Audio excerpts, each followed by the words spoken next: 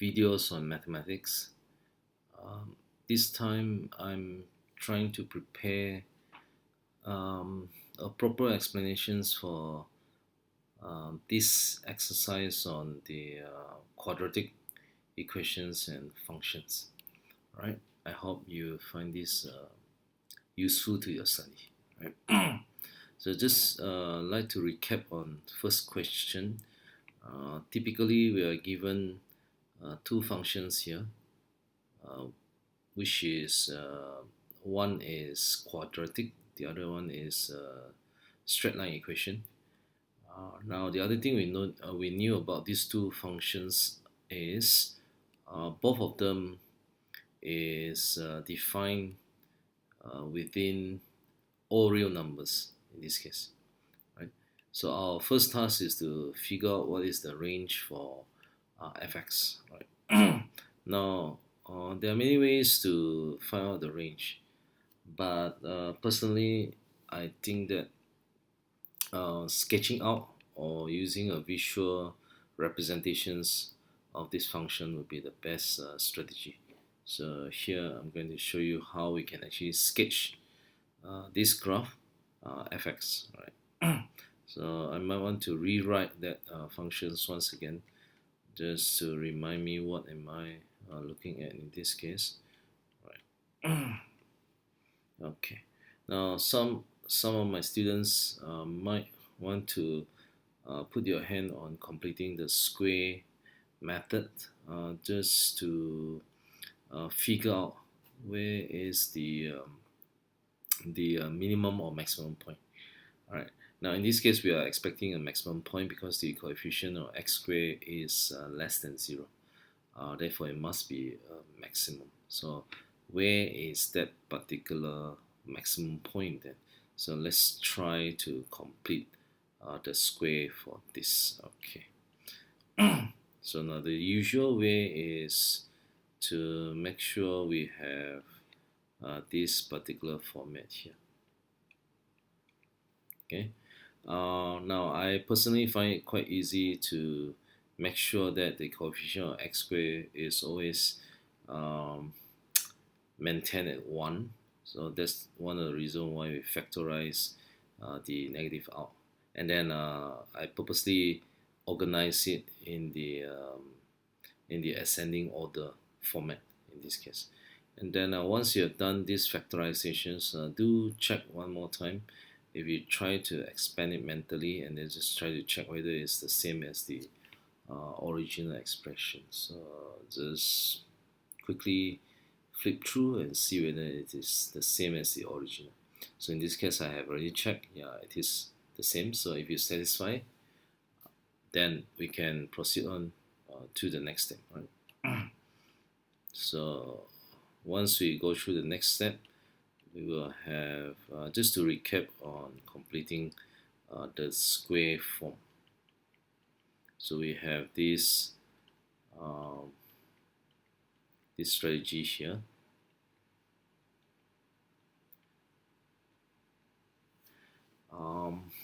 Yeah, because these two are introduced into these expressions so that we can sort of group these three terms as one form of quadratic format.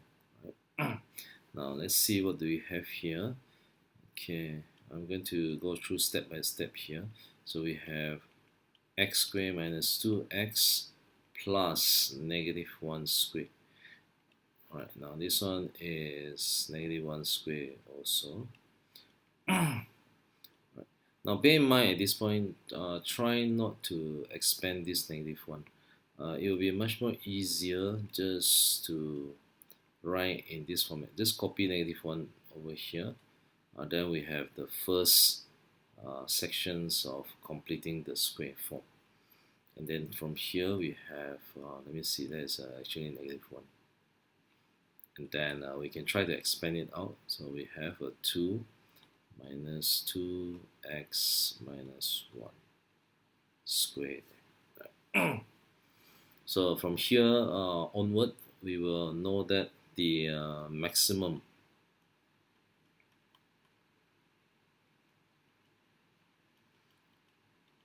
So maximum point is at, in this case, we will have to allow x, this is just for reference.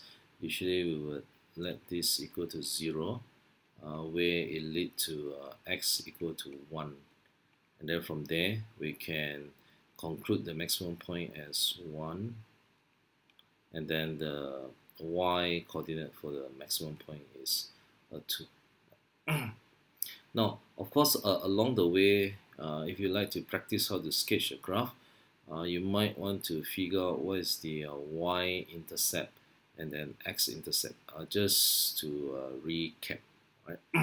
But anyway, for these questions, we don't really need the x-intercept or y-intercept here, just for recap. So for y-intercept, that is very obvious. That is y equals 0, whereby for x-intercept we have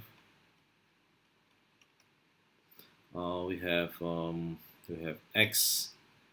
In this case, we just let y. We just let to find x-intercept, we will let y equal to 0.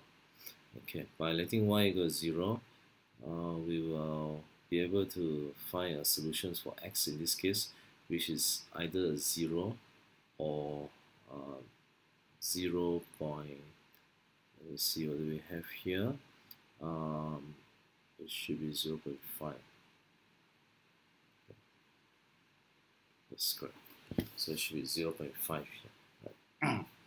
So just let me check one more round whether that is actually 0.5. Yep. So we have a solution, so 0 and 0.5 here. Right.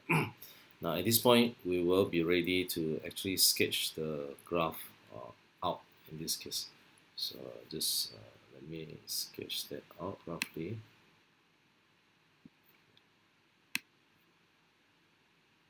Okay. So basically, it looks something like this. Just let me label the x and y axis. And then bear in mind, this is a maximum graph. It's located somewhere here, 1, 2. And then it passes through the origin and somewhere at 0.5. Hold on, there must be something wrong with this section here. Just let me check properly. Did I get that correctly? I think I made a mistake here. Just let me change that. All right. Well, it's a good thing that we are going to sketch this graph out. Now, knowing that the solution is actually 0.5 doesn't fit into the graph there. Therefore, it gives us a chance to correct ourselves here. Just let me check here. The solutions for x-intercepts would be, the correct one would be a 2. I think I made a mistake on this right here. Yeah. So there's a 2 and a 0. Now we are ready to sketch this graph. So let me sketch this graph here based on the domain of all real numbers. So therefore we have something like this. Yeah. Now that will be our quadratic graph. Right. Now from here is quite clear to us that the range for f, so the range for fx is, right. Now there are many notations to write the range here, so maybe you would like to stick to fx itself. Now we know that this graph exists for any fx value that is less than or equal to 2 here, because the highest point here is 2. So we can say that the range is anything less than or equal to 2. Okay, so I hope that is clear. And then we did a bit of recap on how to sketch the graph, practice on completing the square, how to recognize whether it is a minimum or maximum. And then once we have sketched the graph, we will know clearly how to define the range for fx in this case. Right. Okay, that's good. So now next we're going to move on to the second section. Just let me mark this as the first sections for reference. So this is the first section. Right. Okay, let's move on to the second sections. Before that, just let me clean up all this. All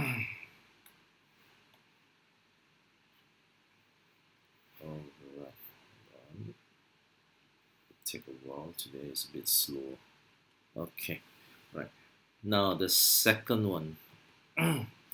Now we need to find the value of constant k for which the equation the composite function of gf is equal to k. So all we need to do is to figure out the composite function gfx. Okay. Now gfx um, is given by this, because fx is given by this one here. The fx is the input to the functions of gx. And then gx is a linear function. So we just need to put this as the input to the x. So therefore we have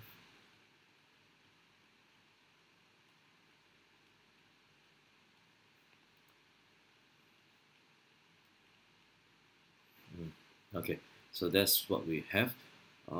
We do recognize that this is a quadratic equation, so we might want to arrange it in the quadratic form, and then to find out if there's any extra information that's useful for us to work with equal roots condition. Right? So from here, if we do a bit of algebraic manipulation, we should be able to get ourselves 10 square minus 20x there, and then that would be like let me see, we have plus k minus 3 equals 0. Right. So just let me roughly check through, see whether I got that correct. 10x squared minus 20. Right, so everything seems to be okay. Now next, just to recap, any equation that has equal roots must satisfy or must have something to do with a discriminant. Now I'm going to use this typical symbol for discriminant. The formula for discriminant is b squared minus 4ac. For these equations to have equal roots, the discriminant must be equal to 0. Okay, now just to make sure we are looking at the same A, B, and C, so I might like to label that in case I miss out the wrong value for A, B, C. The only thing challenging is C here consists of k minus 3. So all I need to do is plug all these values into here. So we have negative 20 squared minus 4a.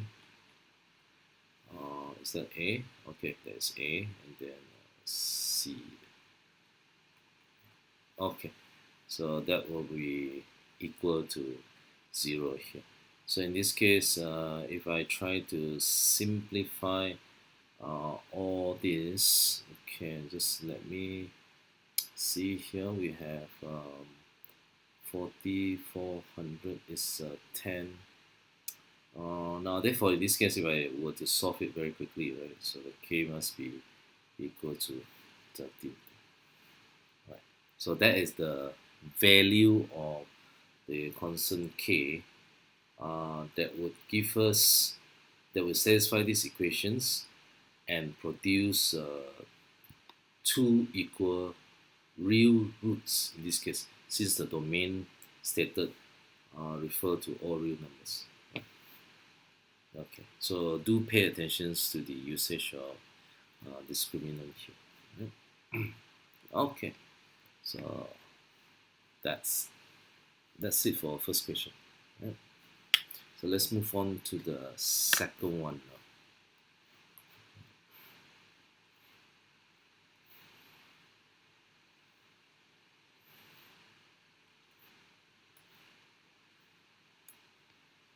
Okay, so just let me scroll it up.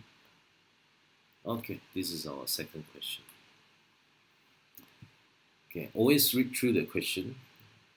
A curve has an equation y equal to kx squared plus 1, and a line has an equation so y equal to kx, where k, this is a very important information here, where k is a non-zero constant.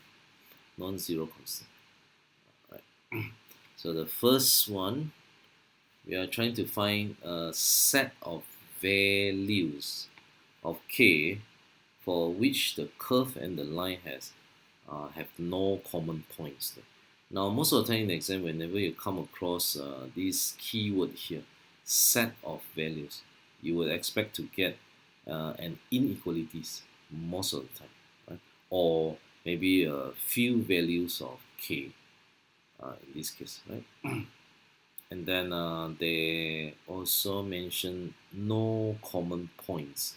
No common points basically means they don't actually intersect with each other.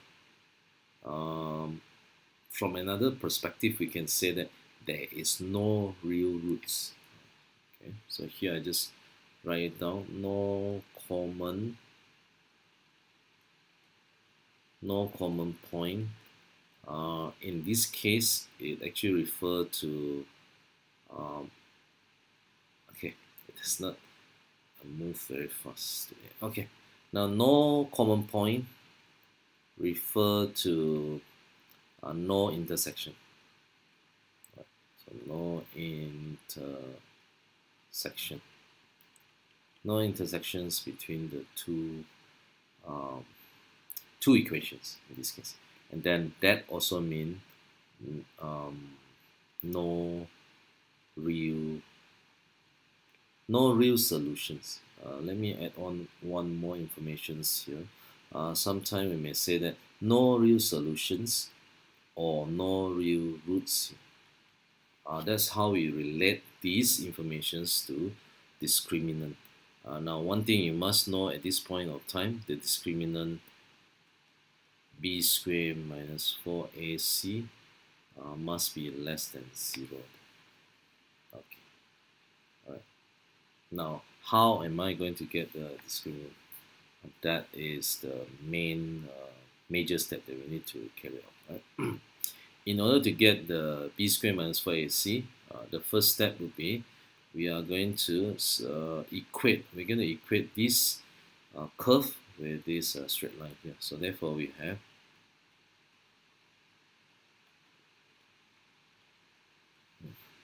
we are actually making an assumption at this point. They do intersect, but we don't know for sure because it all depends on the value for k here. All right, now I need to rearrange this.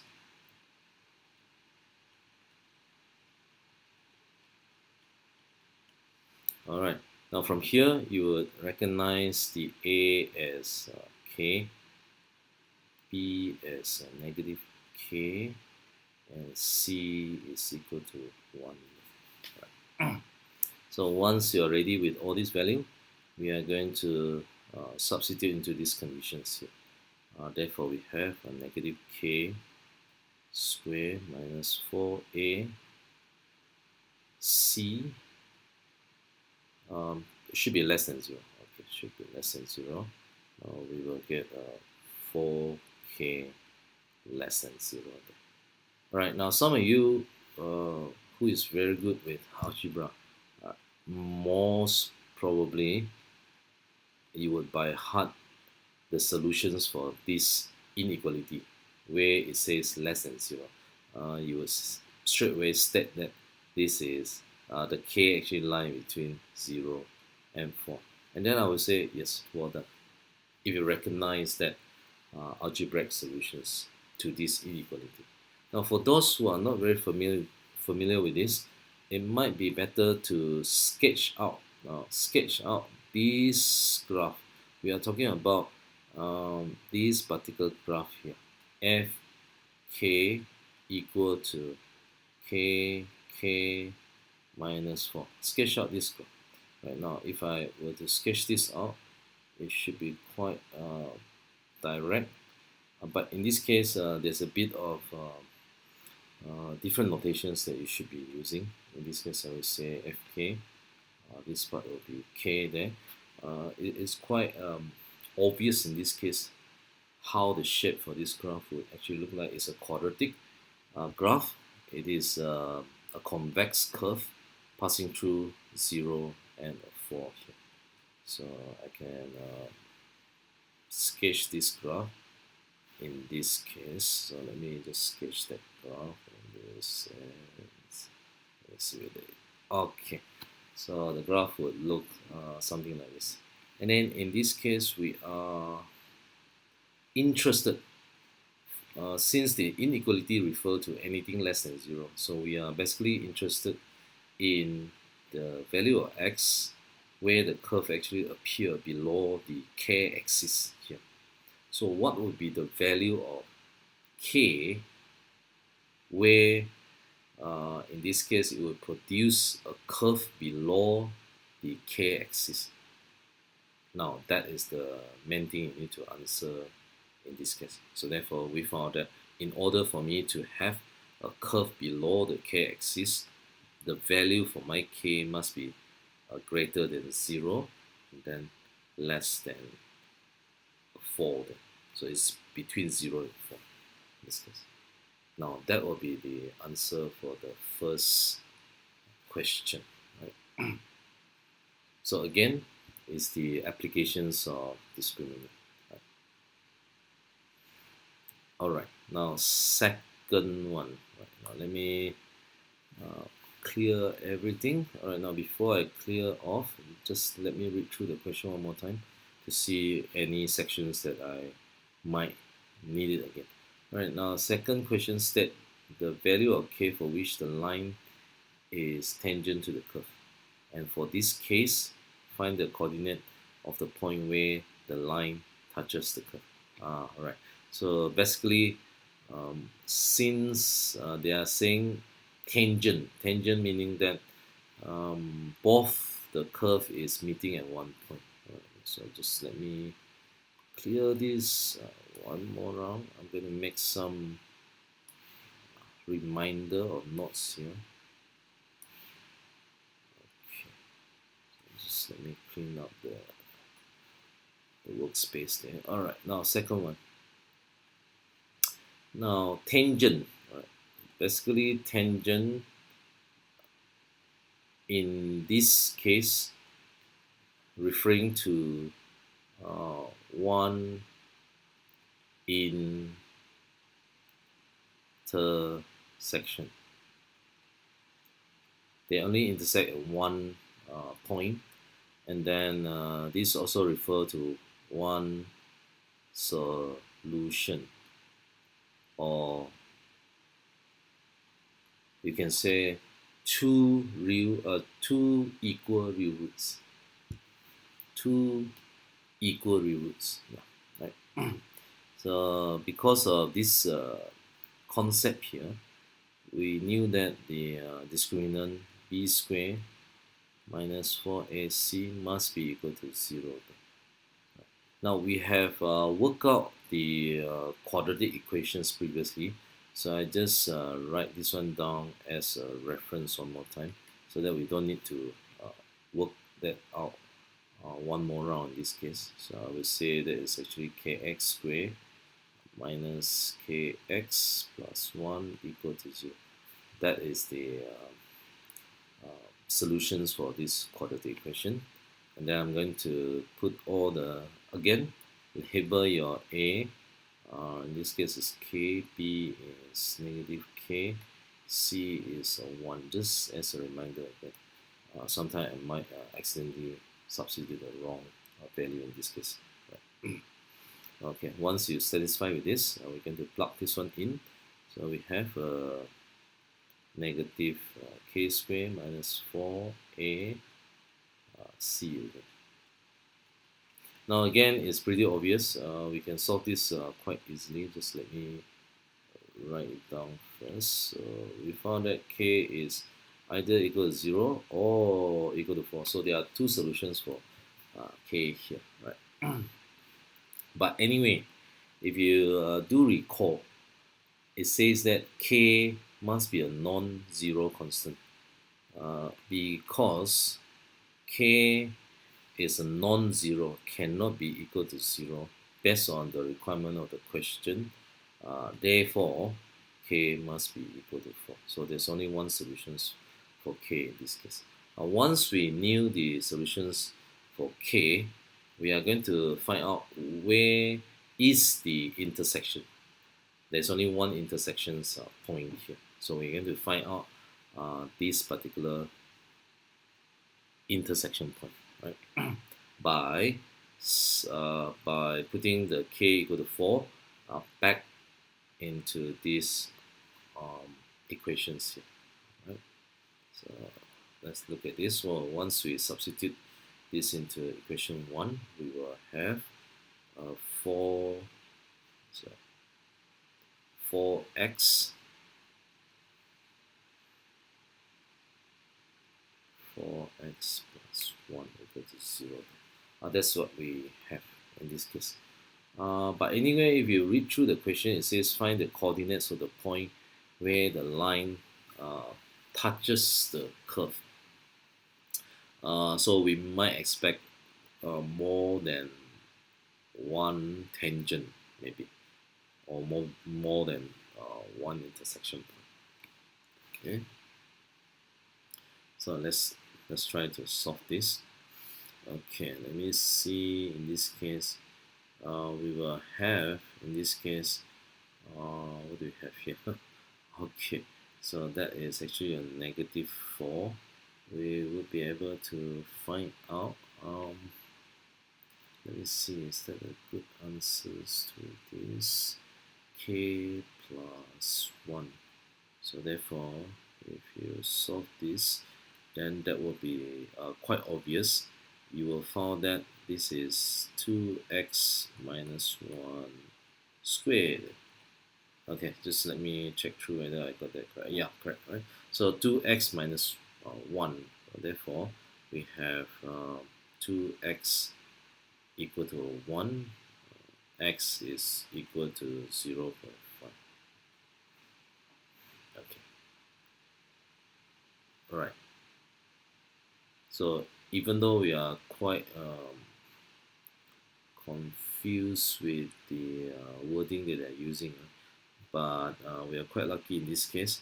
We found that there's only one point or intersection which exactly fit into our main description here.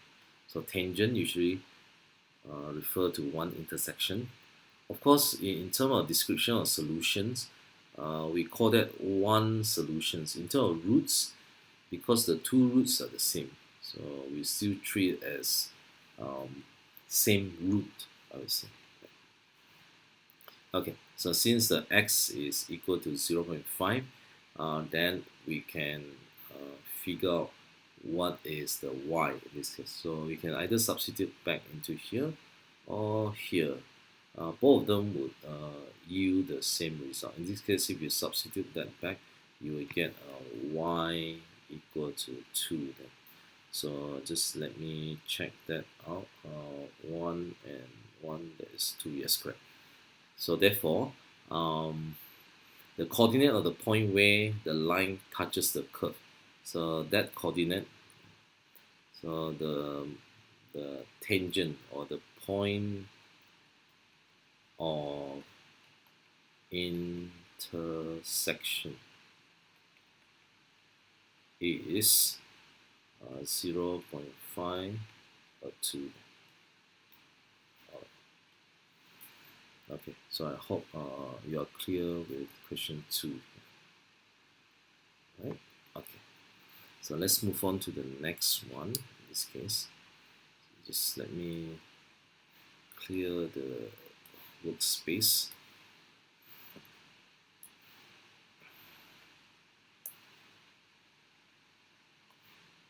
Okay. So let's move on further down. Okay. Right, question 3. I believe question 3 will be much more interesting than the previous one in this case, right? Okay, let's, as usual, we're going to read through the question. Question 3, we have a function f. It is a quadratic, and then the domain is restricted to anything to x more than 2. Right? You might be wondering why they restrict the domain, though. Now, that would indirectly remind you of inverse functions, maybe. Right? I think the only time that you want to restrict the domain is to specifically turn the function itself into one-to-one function, so that it can produce an inverse. Right? So the first question, as usual, we are going to um, complete the square so that we can have this format here, completing the square form. How do we express fx in the completing the square form? Right. So I just repeat the same steps again. I believe most of you know how to complete the square. Even though completing the square method is kind of primitive at this point. Right? Now, don't forget, in the future there are other methods that you can use to find minimum and maximum here. But for these specific questions, we are sort of forced to use completing the square form. Right? So just let me complete that. If I do that very quickly, I should have the completing the square form in this sense. Right, now that will be my completing the square form. Once you've done this, just to satisfy the requirement, so just check through, do we have x minus a? Yes. Okay, our a will be a 2, and then our b is a 3. Okay, so the format fit quite nicely. Right? Then we can move on to the next section, hence. Right, now I always call this chicken and egg theory. Right? So basically it means you have to refer to the previous sections to answer the range for fx. So without the chicken, you don't have any egg. Or sometimes you can say that without the egg, there's no chicken also. Okay, so that's not the kind of hence that I'm referring to. Right? Okay, so hence state the range. How am I going to state the range? As usual, I think sketching out the graph would be best. Okay, so just let me sketch out the graph in this case. Okay, that is a lousy drawing. Just let me draw it out one more time. Okay, just let me get a straight line here, and then I would have here. Okay, cool. So from here, again is my habit. I like to label them. Okay, and then I would try to see where is the. In this case, I'm getting a minimum point. So the minimum point is located at roughly 2, 3 somewhere here, and then in this case, I might want to figure out like, oh yeah, just let me make a bit of corrections here so that I can draw this graph neatly. So 2, 3, maybe I put 2, 3 somewhere here. This is a convex curve, right? The other thing I might want to find out is the nature of the solutions that I'm expecting in this case, right? I knew that the y intersections is somewhere here, 7. Yeah. And then I also need to recognize that the domain has been restricted, anything more than 2. And then the minimum point is located somewhere at 2, 3 here. So they are saying, can you sketch the graph for any x that is more than 2? this is a convex curve, so most probably it will look something like this. Now I purposely put a dotted line here because this section is out of the domain. So what actually exists in this window or the domain itself is the right hand side curve, anything more than a 2. And then just to remind myself that this is actually more than a 2, there is a way to make it more clearer. So we prefer to use a hollow circle just to signify that we are excluding the value of x equal to 2 in this case. Yeah. Alright, now that will be the graph, and then we're going to conclude the range here. So since the graph looks something like that, so we can say that the range of fx is, in this case it's quite obvious, the fx must be greater than 3. Now, in this case, it must be greater than because of this exclusion condition. Now, that will be my first question. I hope that you are clear with this. All right. Now, next, obtain the expressions for the inverse. Okay, obtain the expressions for inverse. Okay, before that, let's just let me clean that up. Clean up a bit so that we can work with second question.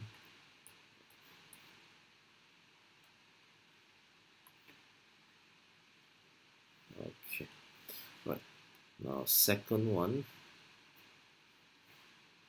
So obtain, as usual, is just about change your subject. So we will let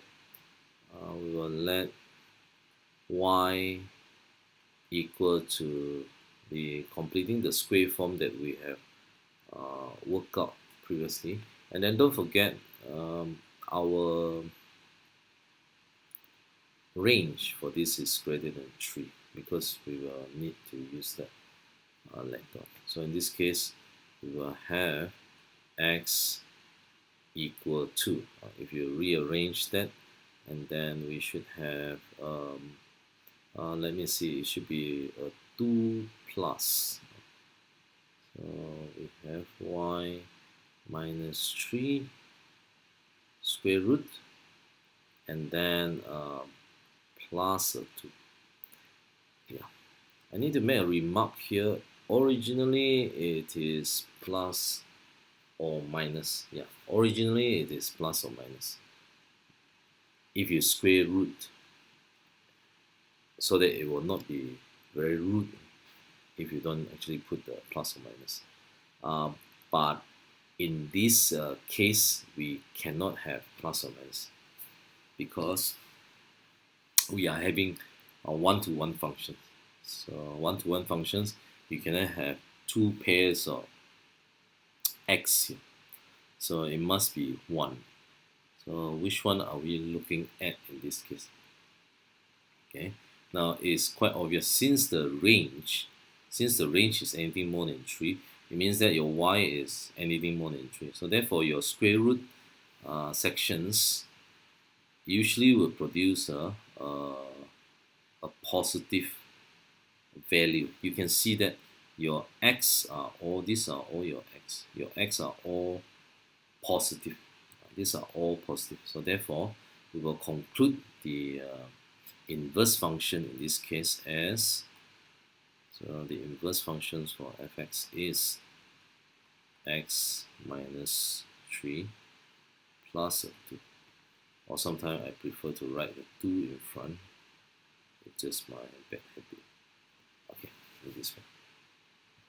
So it's not wrong to carry out the normal algebraic procedure, but at the end, when we come to the inverse, you must ask yourself that very important question. This is a one-to-one function. It must be one-to-one. Therefore, you can only have plus or negative. How would I know whether it's plus or negative? You can look at the graph one more time. The x only can have positive value. So therefore, we will choose the positive square root in this case. Right? And then lastly, the domain. the domain of the inverse actually is the same as the range in this case. Range of fx. So therefore, the domain for f negative prime, or the inverse of function fx, is x greater than 3. So you can actually see that the x must be greater than 3 for these functions to have an inverse. So where do I get this again? I'm actually getting this here just by changing f into x, because the domain for sorry, I think yeah correct, because the domain of the inverse is the same as the range for fx. This is the range, so this range is the same as the domain for the inverse. Okay, so I hope that is clear. Second one, right? Now clear with that, I'm going to clean this one up. We don't need this, sort of, we don't need this at this point. Next, we're going to move on to number 3. Now, a lot of you would notice that this is only 1 mark, so it should be a piece of cheesecake question, right? Yeah, that depends on whether you like the cake. Okay, right. Now there's only 1 piece of cake. Oh, okay. Let's see how flavorful this question is. Right? Okay, now to deal with this, we have to, our intention is to find out or evaluate function h if it satisfies this particular relationship between f, function h, and g. And then the domain for h has been restricted to anything more than 0. So I'm going to write that one down. F is equal to hg. Okay, now before we can work with this, just a bit of remark or recap on the a bit of fundamental that we need to understand and use later, right? So in this case, if you have a functions with its inverse, this will definitely produce x. And if you have an inverse combined with itself, that would also indirectly be x. So this is the result, or sort of the identity that we need to use in order to be able to find out the functions h systematically, of course. There are other methods where you can actually figure that out by trial and error, of course, and then through observation. But what I'm showing you is a more systematic way to get your hx. Okay, now how am I going to apply this identity here? This is how I'm going to apply that. Right now, I have my f here. I'm going to multiply g inverse both sides.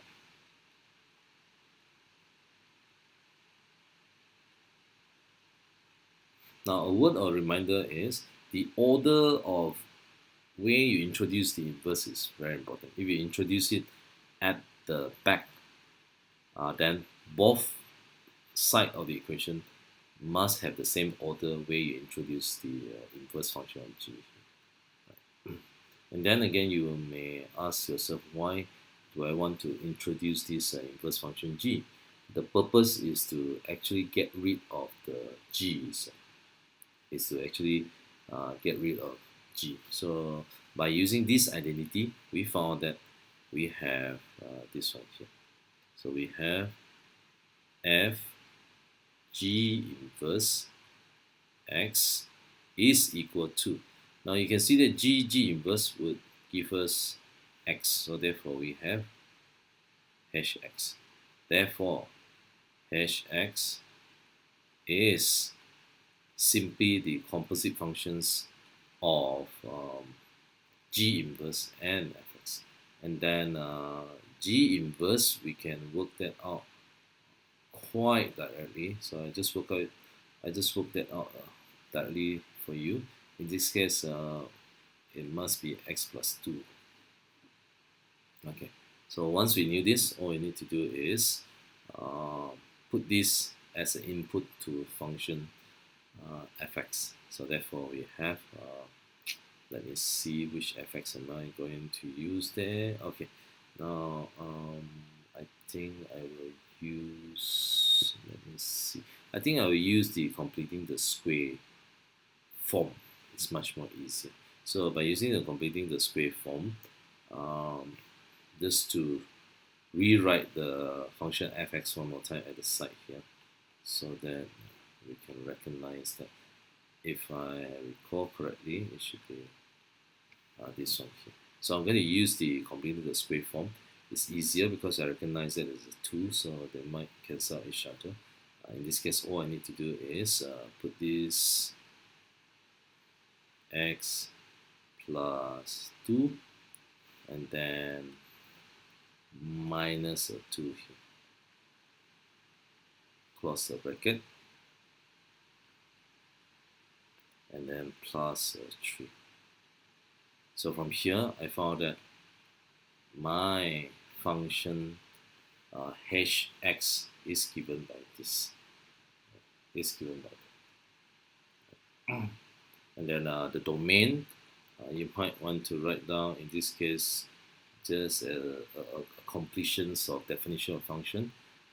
The x is greater than 0. Okay, right. Now, one last thing before we conclude this is, even though it's quite fancy to apply this particular identity, but one thing you have to be very clear here, you must remember to ask yourself this question: can gx have an inverse? Can gx have an inverse? If gx cannot have an inverse, therefore this identity will fail. But luckily for us, because this is a straight line, even though you restrict the domain or not restricting the domain, a straight line equations always can have an inverse because it's always one-to-one function. So that is the last reminder here, right? It is very useful, but use it with care. Okay, so I hope that is clear for question 3 here, right? Okay, next I'm going to clean up this section here. Hold on.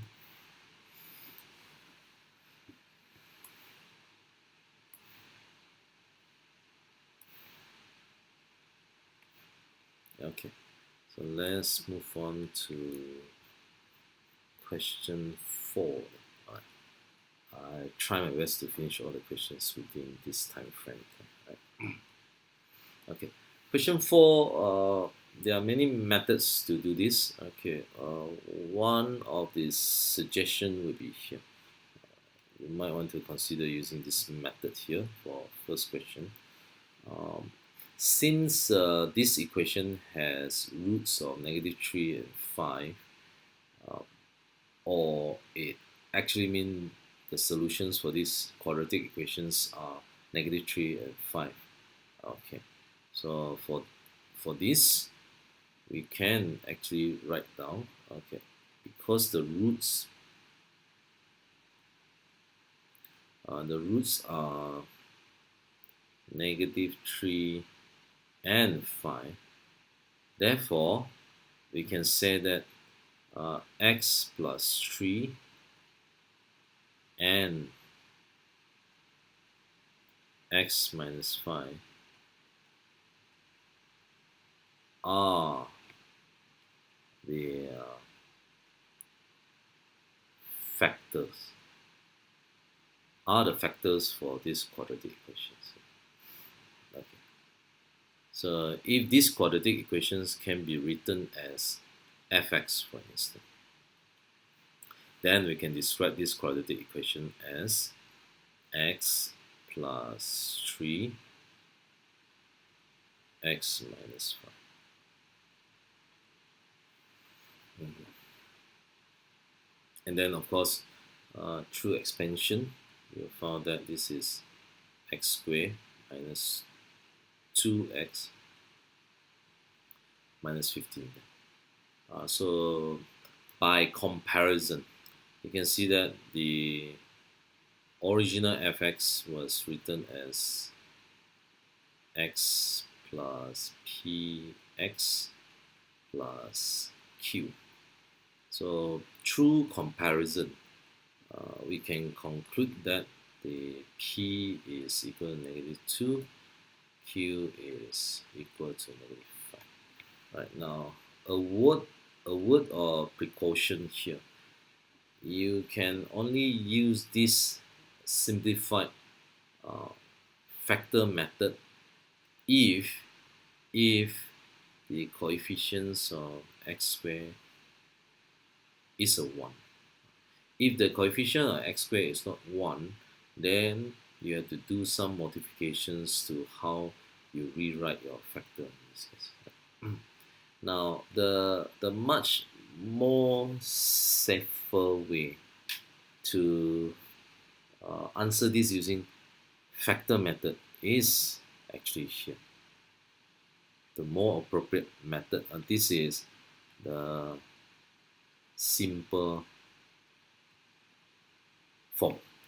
The more complete form will be this. We will still recognize this as their factors, but we are going to write down fx should be written as a x plus 3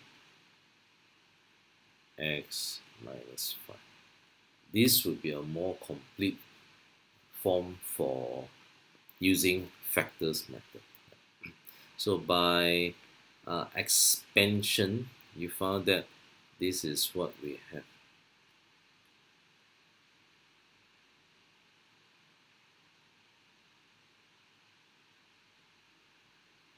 Okay, it's a bit slow. Okay, so let me. Okay, my pen is slowing down. Okay, so therefore there's a x there, right? So minus 50. Okay, so there you have it.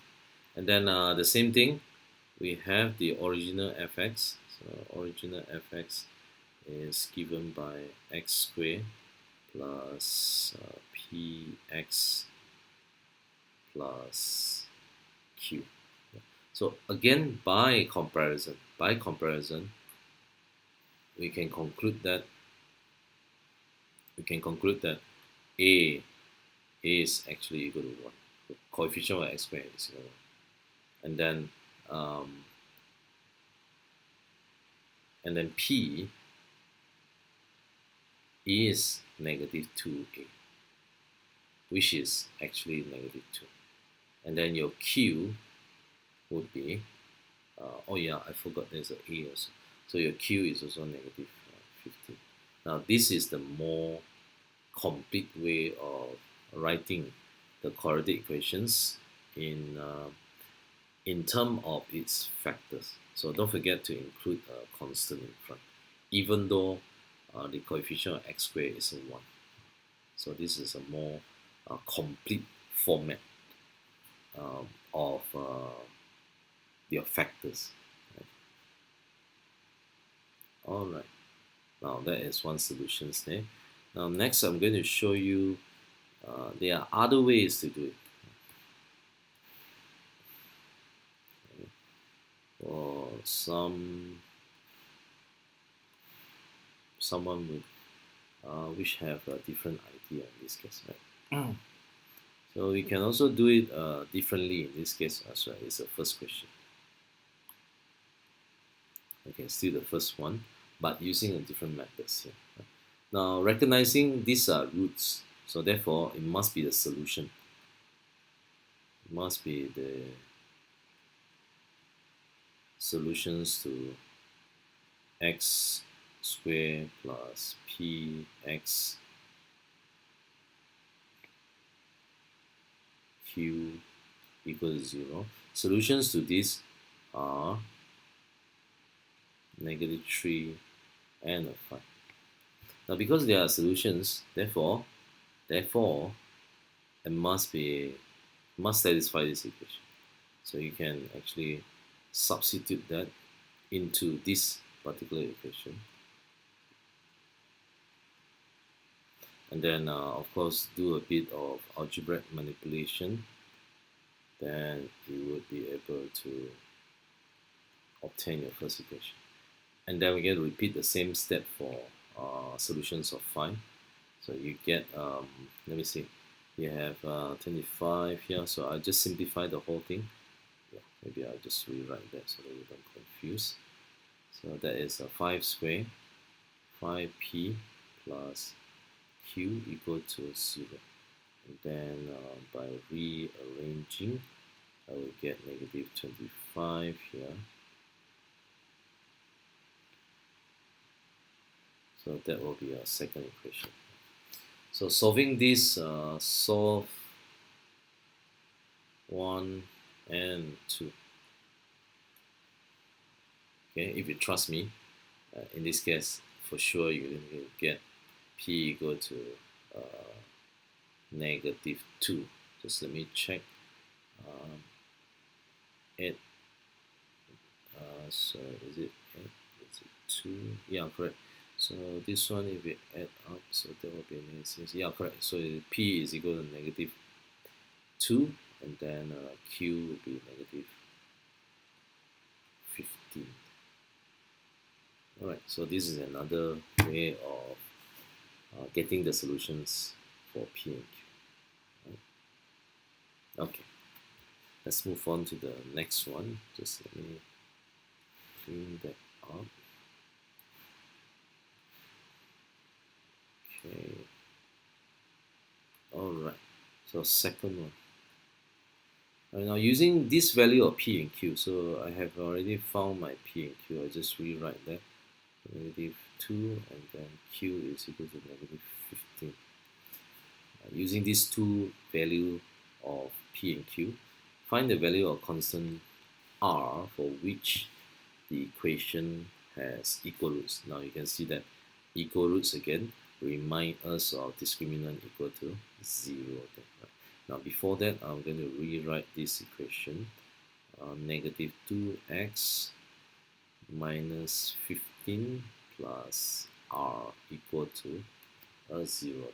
Now usually for me, I prefer to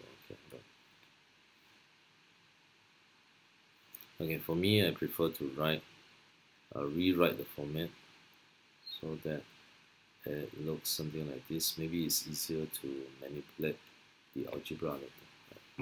And then knowing that b squared minus 4ac must be equal to 0 because two equal roots in this case. So from there, I would get -2 squared minus 4a, and then a c, which is r minus 15 equal to 0. So from here, I will have 1r minus 15, and then therefore my r will be equal to 16. Right. So let me just check whether that is true. Yeah. Okay. So r is actually equal to 16. So having an r equal to 16 would yield two equal real roots. So I hope that's clear for question 4. Just let me erase that off. Okay. let's proceed on to question 5. All right, here we go. Question 5. Okay, this is question 5.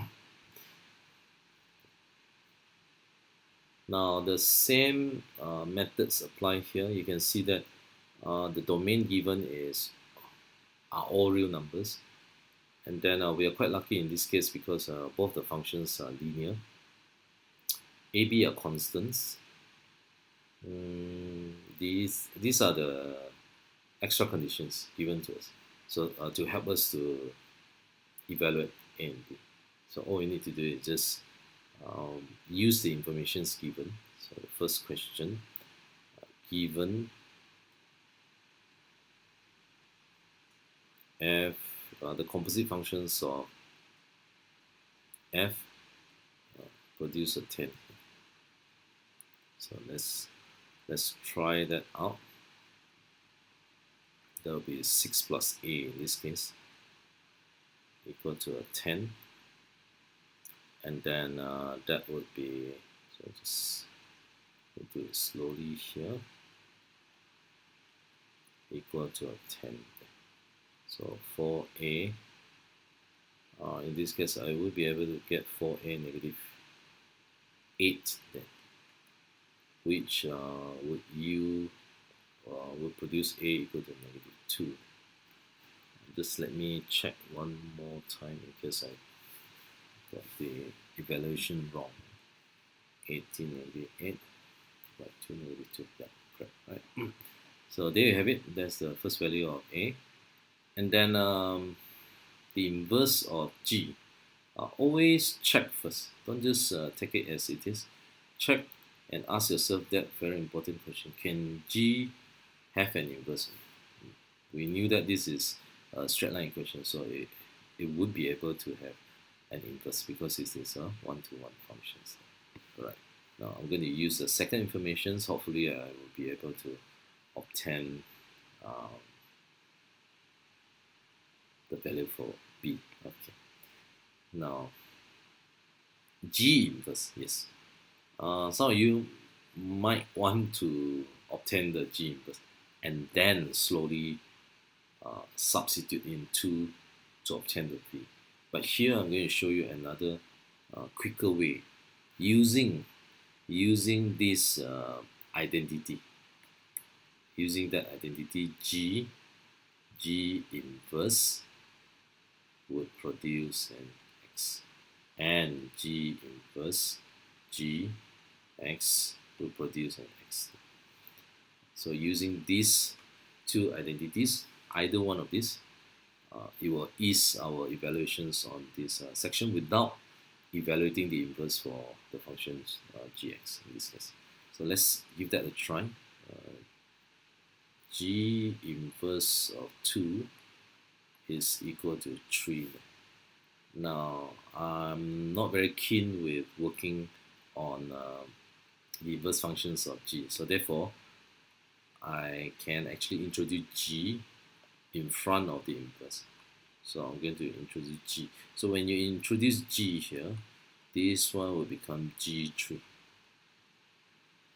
And then we know that this whole thing would become an x. So if this is x, this one will be x. If this is y, this one will be y. If this is 2, then this must be equal to 2.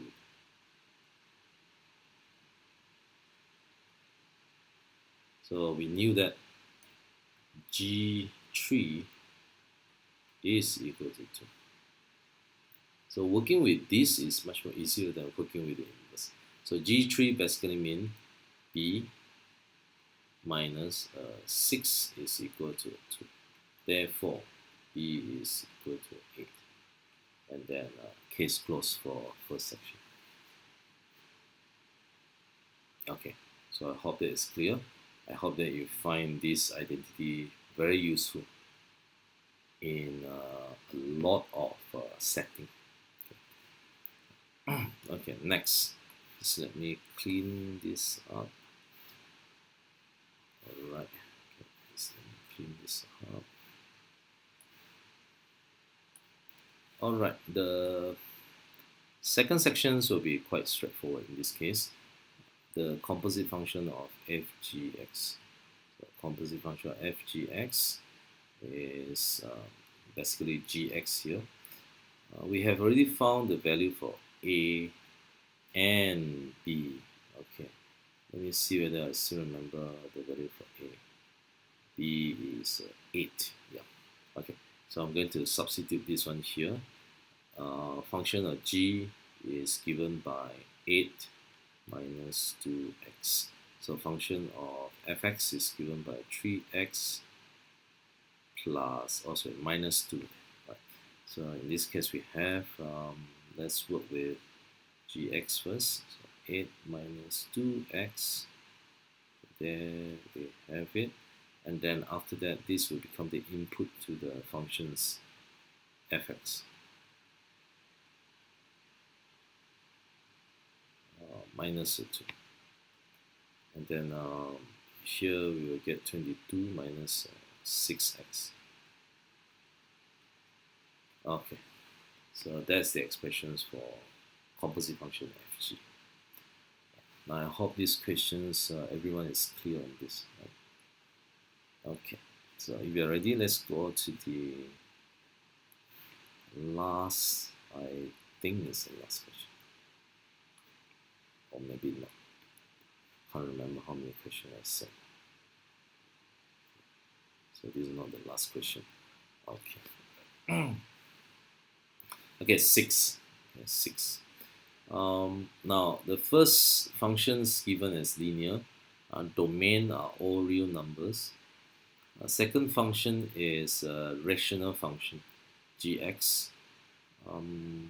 Also cover all the real numbers except at this particular region. X cannot be equal to 3 because that is the that's what we call as the asymptote.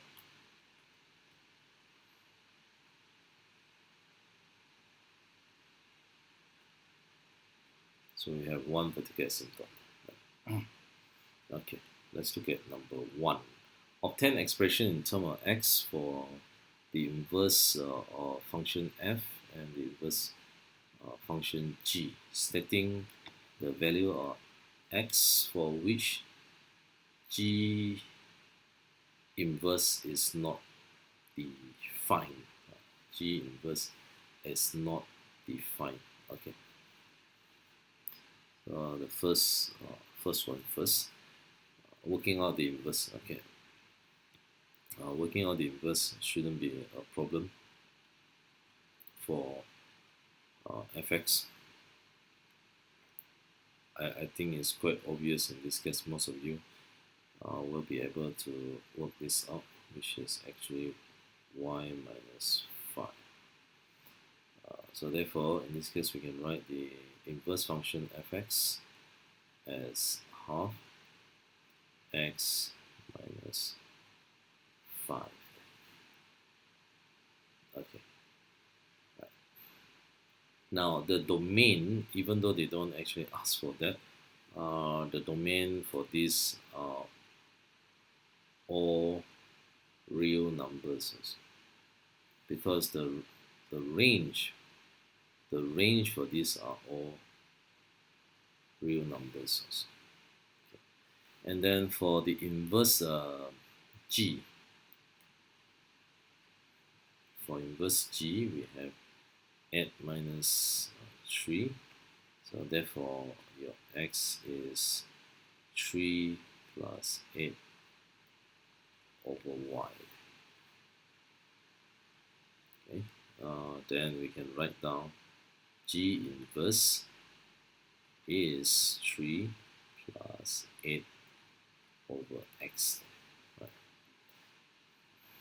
Okay. Alright, so that is what we have for the g inverse. The next question is, when is this inverse not defined? Okay, I would say this inverse is sort of defined for all real numbers. It's defined for all real numbers, definitely. Of course, except one region.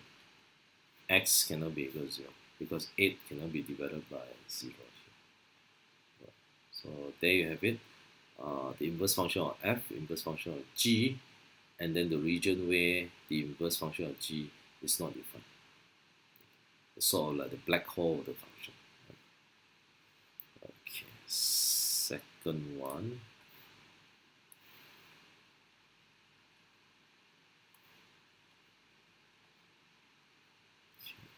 Let's go to the second one. Sketch the graph for fx and its inverse on the same diagram, making clear relationship between the two graphs.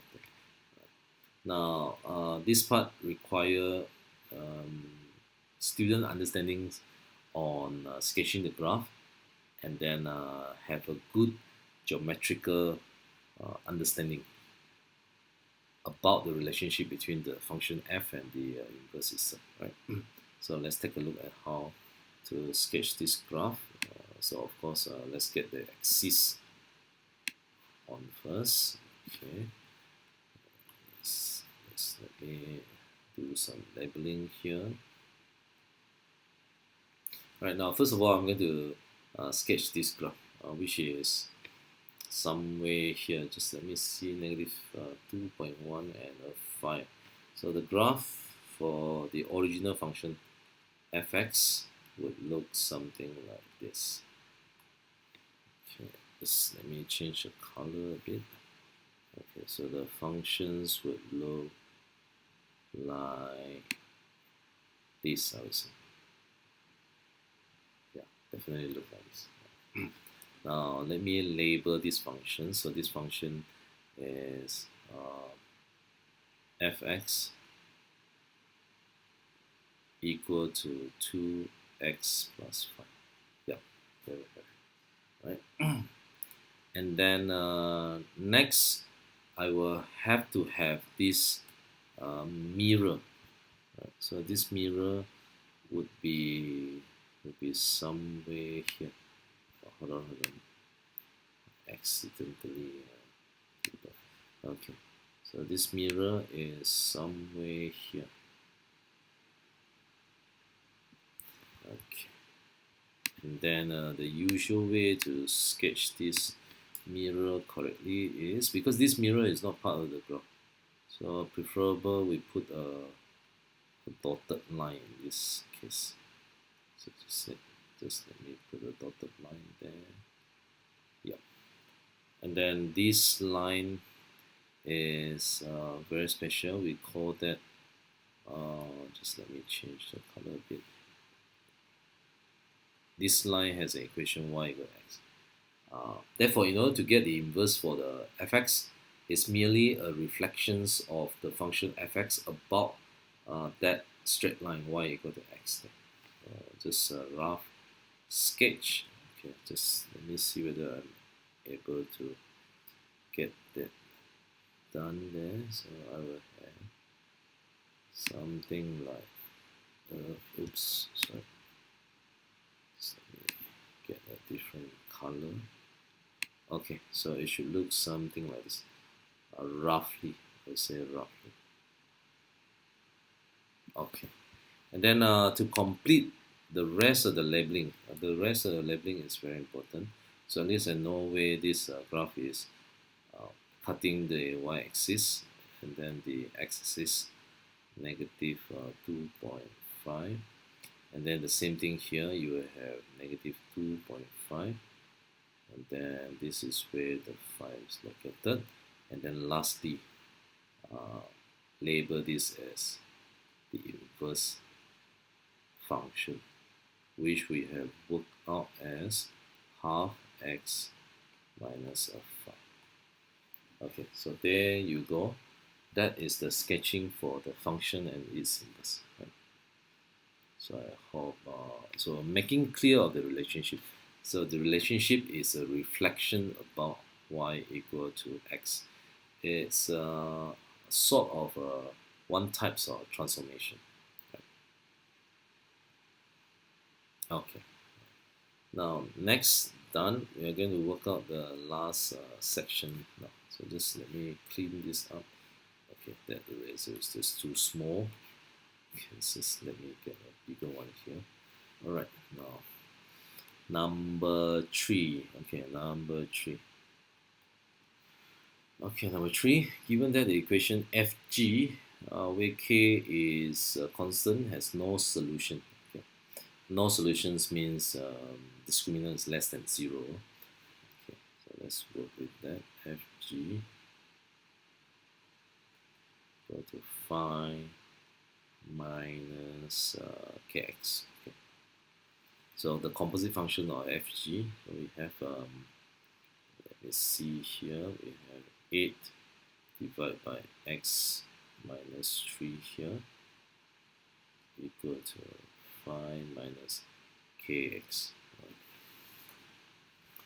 And then finally we have that 16 x minus 3 plus a 5, is that correct? Plus a 5 equal to phi minus kx. Now from here we will have of course the 5 we can get rid of 5, and then we have negative kx x minus 3 minus 16 equal to 0.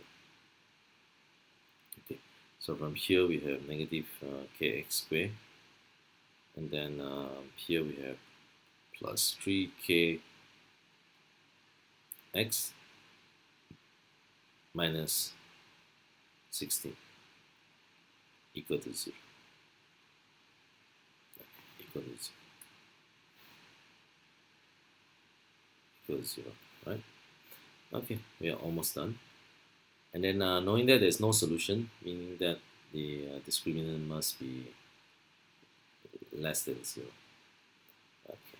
And then again, we're going to write down the A is equal to negative k, B is equal to 3k, C is equal to negative 16.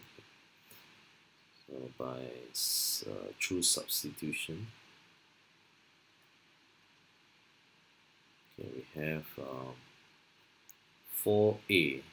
A is negative k, C is negative 16 here, less than 0. So here we have like 9k squared minus 64k less than 0. Okay, from here it will be a k, 9k minus 64 here, and then if you recognize this, then the solutions will be k more than 0, less than 64 over 9. Now these are all the possible values for k, ranging from 0 to 64 over 9. Right. I hope you guys are clear with question 6 here. Okay, so let me clean this up.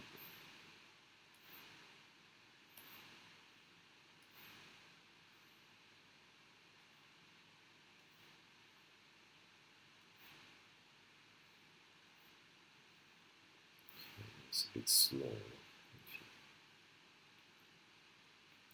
Okay, let me see if there's any other question. Oh yes, there's a question 7 here. Right. Let's try this out. For question 7, we are given a surd function. This is a surd function here. Domain given here. Restricted domain, so that we can have one-to-one function in this case. So we have to work out the inverse functions in this particular form, and then state clearly what is A, B, and C. And then finally, from there, we should be able to access to the domain for the inverse. Okay, right. Now let's try this out. Number 1. As usual, we'll let y equal to x plus 3 over 2 square root plus 1. So it's just merely algebraic manipulations here. So we will have like, let me see, we have, okay, if you do it quickly in this case, you will have, I would say x plus 3 over 2 square root will be equal to y minus 1. Then I'll do it step by step in this case. And then you have x plus 3 is equal to 2 y minus 1 square. Therefore, x is equal to 2y minus 1 square minus 3. Therefore, the inverse of function fx is given by 2x minus 1 square minus 3. Yeah. Okay, so yeah, this is completing the square form, of course, but what they want is a general quadratic equation format. So we might want to expand this. We have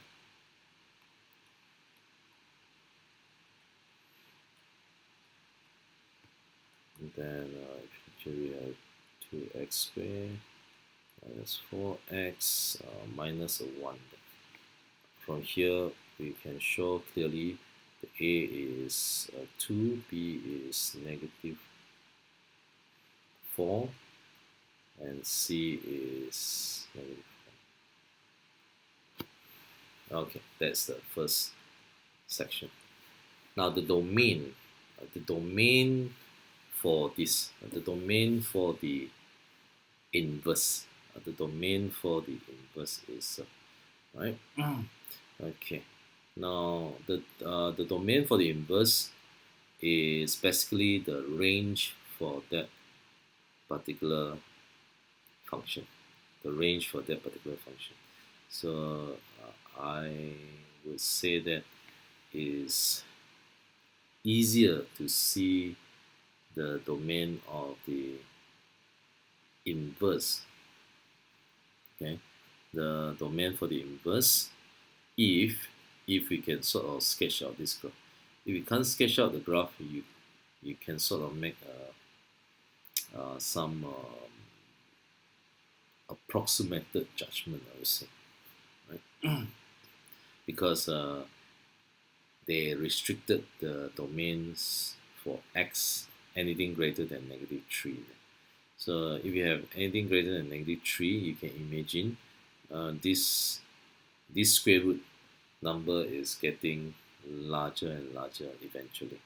So that particular functions will be increasing in this case, right? So just let me roughly sketch the graph so that we can work with the function itself, right? Now, one value that we can recognize quite easily for this function is when x is equal to negative 3, we recognize that the y value for this coordinate will be a 1. So which means this graph actually pass through this point here. Now the graph basically a square root graph usually looks something like this. Okay. Never mind, since it's a red color, I'll just use the red color. Now it will pass through a negative 3 and 1. So negative 3 and 1, let's assume that is somewhere here, right? And then the graph would look something like this. It will look something like this. Because it's ever increasing functions here. Of course, it would eventually cut the y-axis at this particular point. So at y-axis, you can actually figure that out. At y-axis, at y-intercept, the fx is equal to 0. So from there, we can find out that the x is actually, just let me see, is a 1, is a 2, is a negative 1. Okay, hold on. It's a negative 1. Is it a negative 1? So when it's 0, okay. So when the when the x is 0, sorry. So when the x is 0, in order to find the y intercept, sorry, I think I'm a bit confused in this case. So when we want to find the y-intercept, we will let the x equal to 0. So if you let the x equal to 0, that value most probably will be higher than 1. So this part here is 1. So most probably it's going to be higher than 1. That value is actually 3 over 2 plus 1, the third whole number. Yeah. Okay. Now from here, you should be able to find out the range. So the range for fx, in this case is anything greater than 1. Any value that is greater than 1, that will be the range for fx. Therefore, domain for its inverse fx is the range for the function itself, which means x would be more than or equal to negative 1. Sorry, 1 in this case. Alright, so I hope that is clear to all of you. Okay, just let me clean this up. Hopefully we are at the last question. Hopefully, I can't remember how many questions I give. In this case, okay, hold on. It's a bit lagging with my system today. Okay, let me see. 8. Okay, I think I have 9 and 10. Okay. Alright, so let's go on with question 8 now. So question 8, number 1. We are given line y equal to this particular function here, where k is a constant. So that is basically a straight line equation.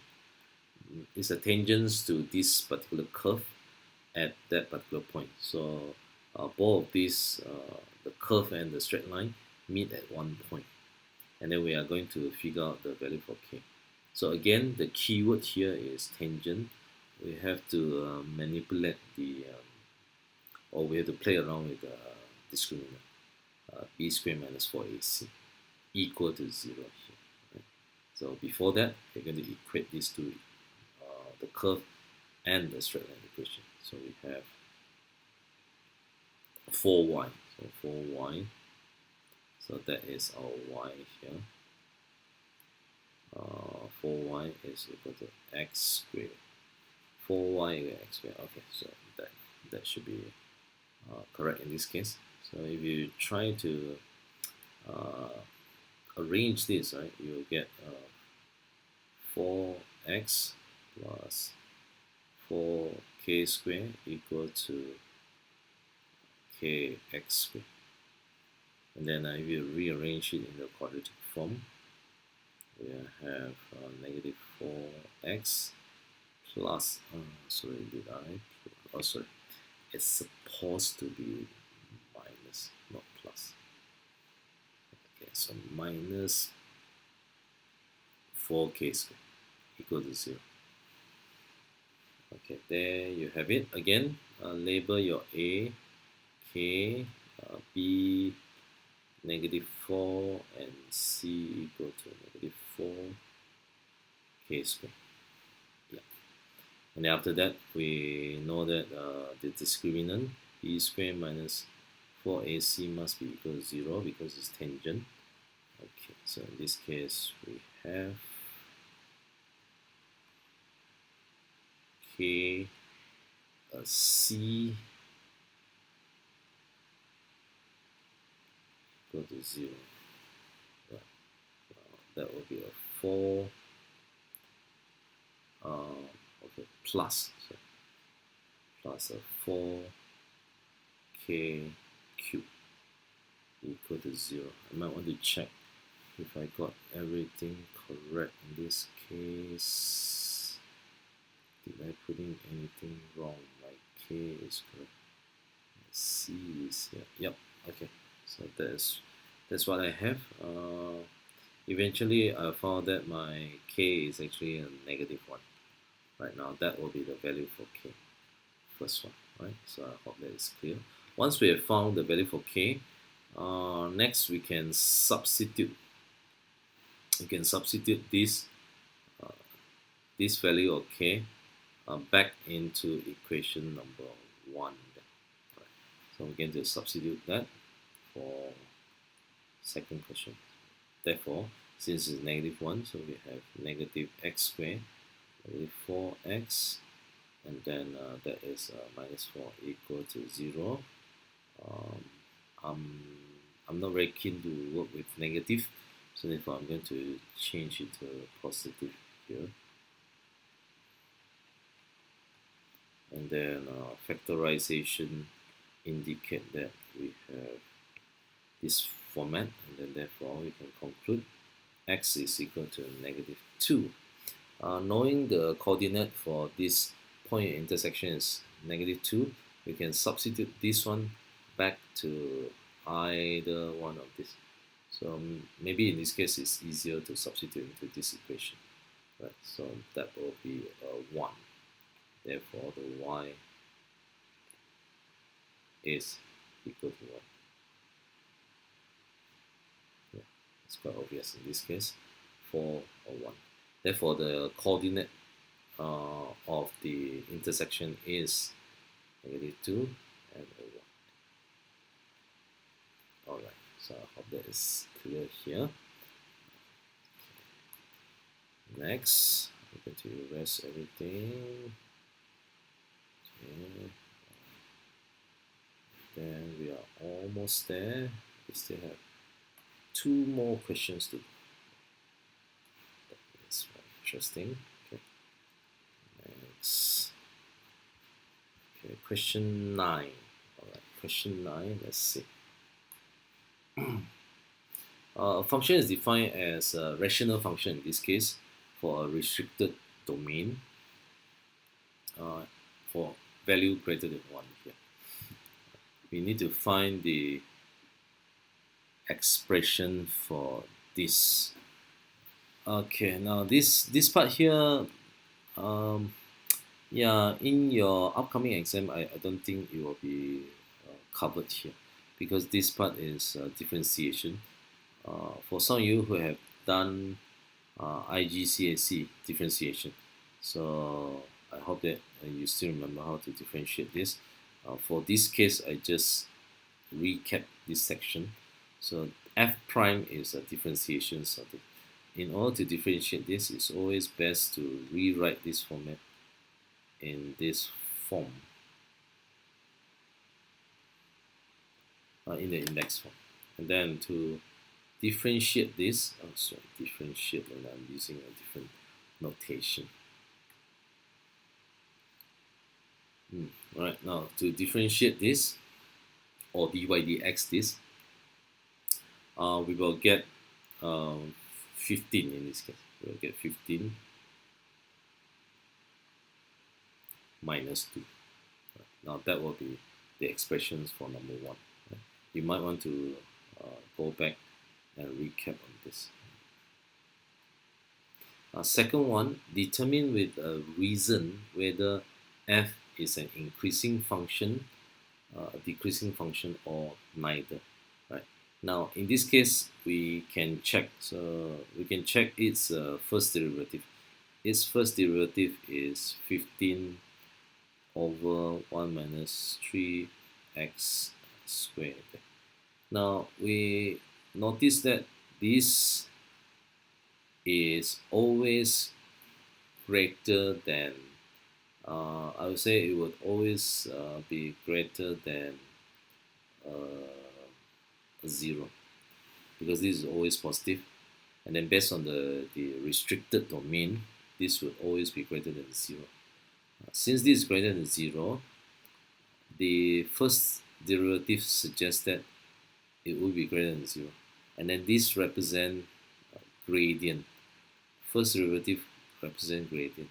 Since the gradient is always positive, therefore we can say that function fx is an increasing function. It's an increasing function. Alright, so I hope that is clear to you. Okay with that, huh? All right. Okay, right, now let's move on to number 3. Let me erase all this.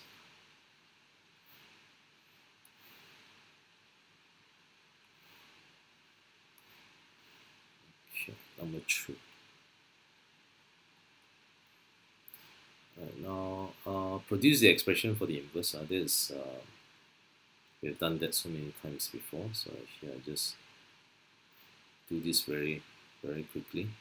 So in this case we have what we have here is 3x is equal to 1 minus 5 over y.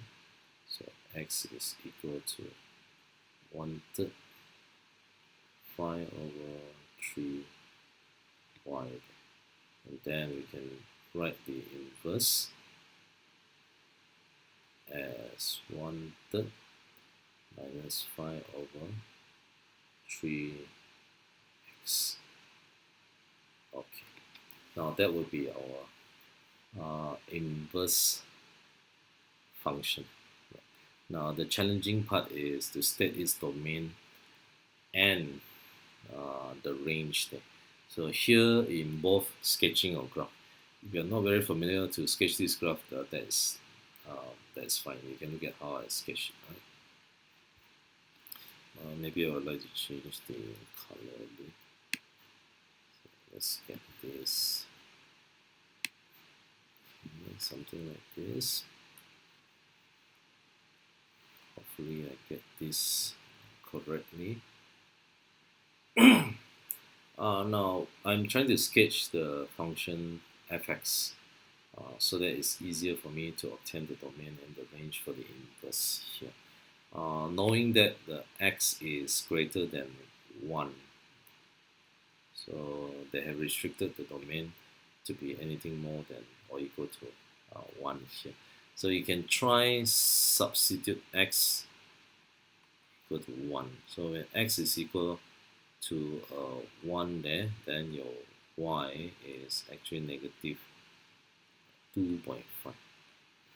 So negative 2.5. So negative 2.5 would be somewhere here, for instance.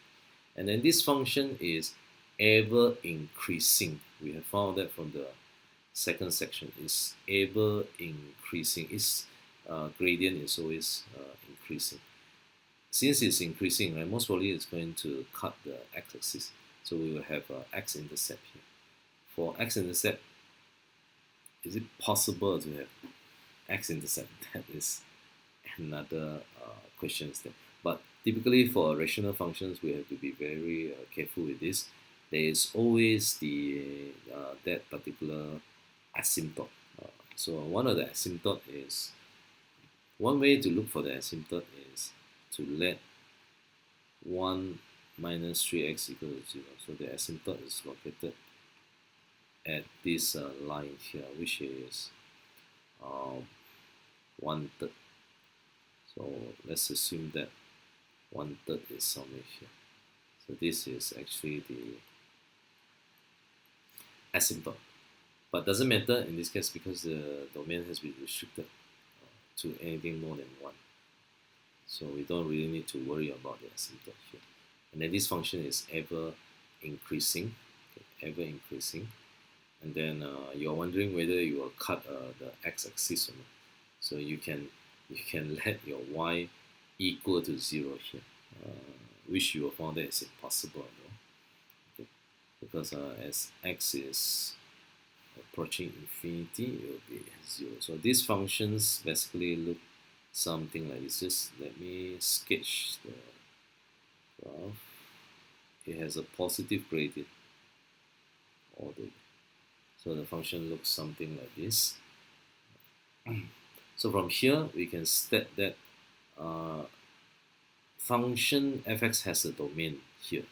The range for this fx is, so the fx is anything greater than 0. You can see that, so anything less than 0, anything less than 0, anything less than 0, but the lowest point you will reach here is actually, yeah, I forgot to label, this is negative 2.5. So this is negative 2.5. So is anything more than negative 2.5 but less than 0. This is also one of the asymptote because it will never cross this one. So this question is a bit challenging if you are not very sure how to actually sketch this graph. Okay, so 2.5. Now once we've done this, then we can conclude the domain for the inverse. The domain for the inverse. The domain, okay, let's try. The domain for the inverse is the range for this function here. So therefore, the inverse function must have a domain that is greater than negative 2.5, less than a 0.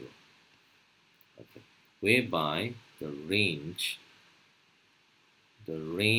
for the inverse will become the domain for the function fx. So in this case, that will be f inverse greater than 1. And then there you go. That is the answer for the third sections, domain and range. So I hope that is clear. Okay, so just let me clean this up.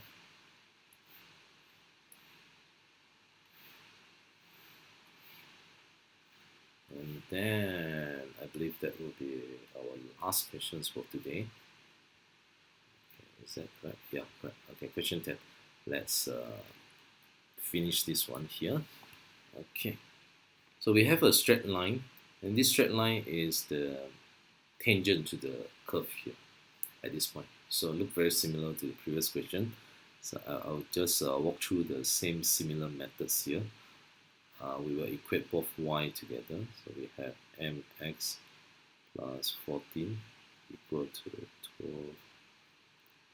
12x plus a 2 here.